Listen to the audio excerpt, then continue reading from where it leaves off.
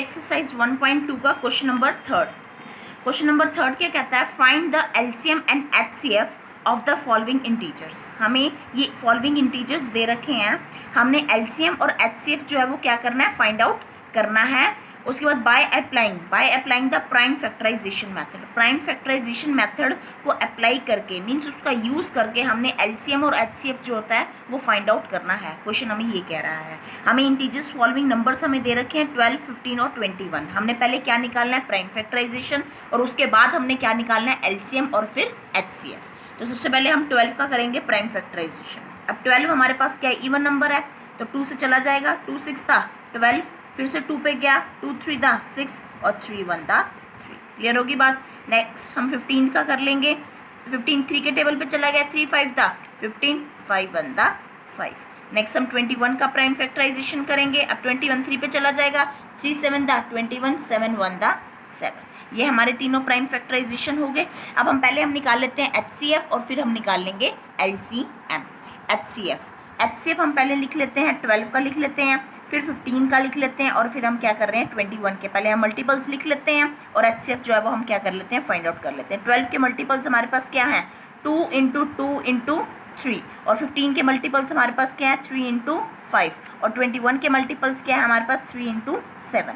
अब एचसीएफ जो है वो मैंने आपको बताया भी था कि एचसीएफ क्या होता है, हमारे पास कॉमन वैल्यू। क्या होता है हमारे पास, कॉमन वैल्यू। इन सब में से हमारे पास, इन सभी मल्टीपल्स में हमारे पास कॉमन वैल्यू कौन सी है, 2 इसमें है, 2 इसमें नहीं है, 2 इसमें भी नहीं है, 2 इसमें है, 2 इसमें भी नहीं है, 2 इसमें भी नहीं है, 3 इसमें है, 3 इसमें भी है और 3 इसमें भी है। तो हमारा एचसीएफ हमारे पास क्या आ गया, 3। एचसीएफ हमारे पास क्या आ गया, 3 का हमारे पास क्या है, कॉमन वैल्यू। अब हमने क्या निकालना है, एलसीएम। एलसीएम मैंने आपको कल भी बताया था, कल की वीडियो में भी हमने देखा था। जो 3 हमारे पास कॉमन वैल्यू आ गई है वो हम वैसे के वैसे उतार लेंगे, और जब बाकी हमारे पास मल्टीपल जो बच गए हैं, कौन कौन से, 2 × 2 × 5 × 7, क्या क्या हमारे पास मल्टीपल बच गए हैं। 3 कॉमन वैल्यू तो आ गई है, 2 × 2 × 5 × 7, ये आगे सारे मल्टीपल्स आ गए। अब हमने क्या करना है, इन सभी मल्टीपल्स को क्या करना है, आपस में क्या करना है, मल्टीप्लाई। 3 × 2 × 2 × 5 × 7, जब हम सभी को आपस में मल्टीप्लाई कर लेंगे तो मल्टीप्लाई करके हमारे पास आ जाएगा 420। ये हमारा एलसीएम। क्या था, सिंपल था, पहले हमने प्राइम फैक्टराइजेशन से कर लिया। प्राइम फैक्टराइजेशन से 12, 15 और 21 का मैंने प्राइम फैक्टराइज करा। फिर उसके बाद एचसीएफ निकालना है, कॉमन वैल्यूज़ हम निकाल लेंगे, पहले इनके मल्टीपल्स लिखेंगे, 2 × 2 × 3, ऐसे 15 के लिखेंगे 3 × 5 और 21 के लिखेंगे 3 × 7, और 3 इसमें क्या है, कॉमन नंबर है, तो एचसीएफ मेरे पास क्या आ गया, 3। और एलसीएम कैसे निकालेंगे, जो 3 हमारे पास कॉमन वैल्यू है इज इक्वल्स टू जो बाकी हमारे पास मल्टीपल बच चुके हैं, कौन से बच गए, 2 × 2 × 5 × 7 कॉमन नंबर बच गए, तो हमारे पास इन सबको मल्टीप्लाई करके हमारे पास एलसीएम कितना आ गया, 420। Coming to our next question, question number 2। Question number 2 क्या कहते हैं, 7 × 23 and 29। ये कहता है 7 × 23 and 29। तो सबसे पहले मैंने प्राइम फैक्टराइजेशन किया 17 का। अब 17 किसी के टेबल पे तो आता नहीं ना, तो 17 1 था 17। 23 का मैंने प्राइम फैक्टराइजेशन किया, 23 भी किसी के टेबल पे नहीं आता, 23 1 था 23। ऐसे 29 का मैंने प्राइम फैक्टराइजेशन किया, 29 भी किसी के टेबल पे नहीं आता, तो 29 1 था 29। अब पहले मैंने क्या निकालना है, एचसीएफ।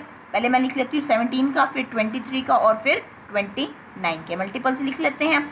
17 × ये 1 1 था तो 1 ही हो गया ना, सिंपल।